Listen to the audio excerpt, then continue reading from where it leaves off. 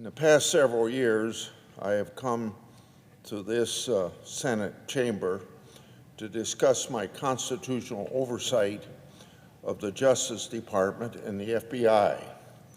In many of those floor speeches, I've discussed legally protected and unclassified whistleblower disclosures that were made to my office relating to the Hunter Biden criminal investigation.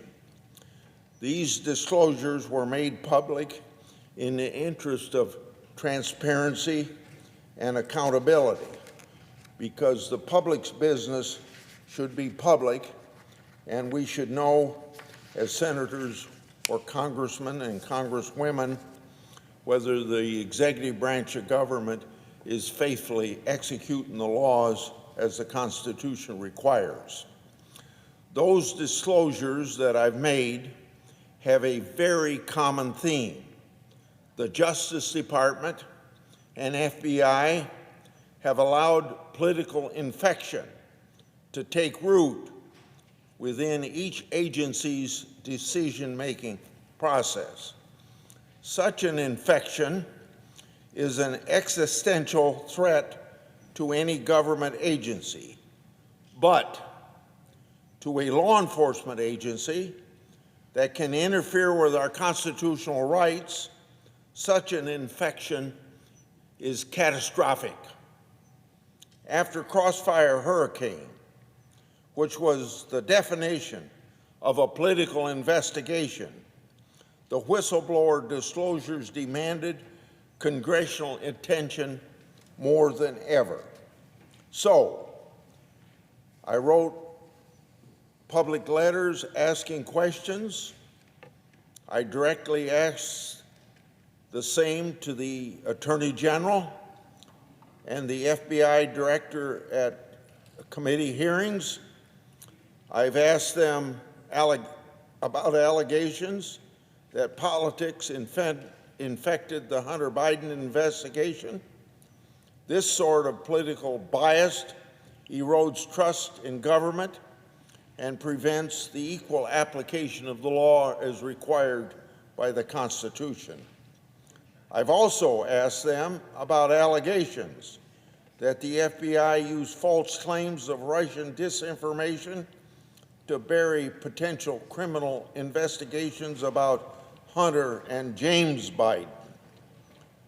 Also, I asked them about allegations regarding specific records within the department's possession relating to potential criminal conduct by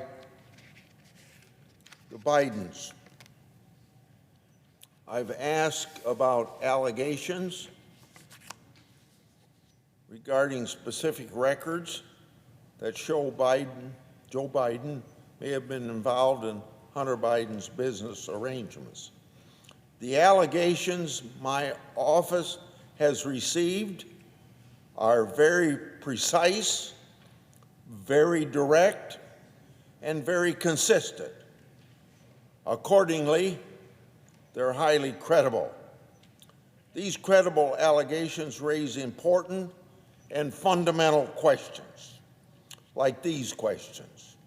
Did the FBI follow normal investigative procedures to vet these claims?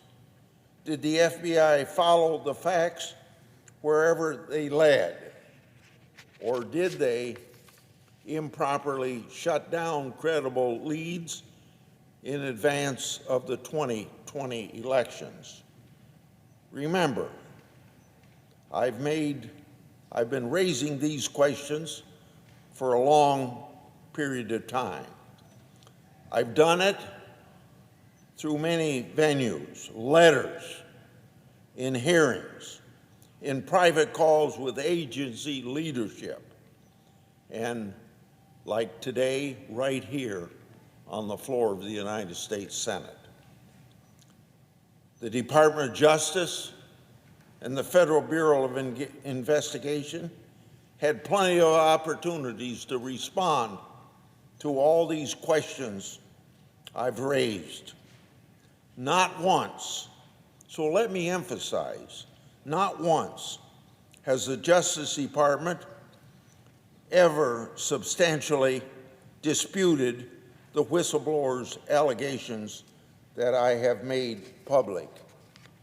I've given the Attorney General Garland and Director Wray every opportunity to put our worst fears to rest and assure the American people, as they should, that everything has been done by the book. Both agencies have failed to do so. Just think how simple it is to say that everything was done right way, if they could say that. And that ought to tell you something. Even with their credibility online, the FBI and Justice Department has refused to cooperate when asked for basic information. So as you know, if you've been following all this stuff, and I don't expect people to have time to do that, but yesterday, House Chairman Comer and I issued a letter accompanied by a subpoena from the House committee demanding one FBI document. Based on protected and highly credible whistleblower disclosures, the unclassified document exists, and it's allegedly referencing a criminal scheme involving then Vice President Biden.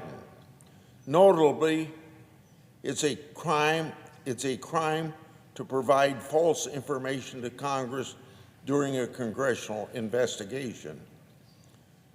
Most important, this very document was generated by the FBI themselves. It's time for the Justice Department and FBI to come clean to the American people. What did the Justice Department and FBI do to investigate the information in the document at issue? The answer goes to the heart of whether taxpayer-funded government agencies proceed normally or whether that agency cuts corners.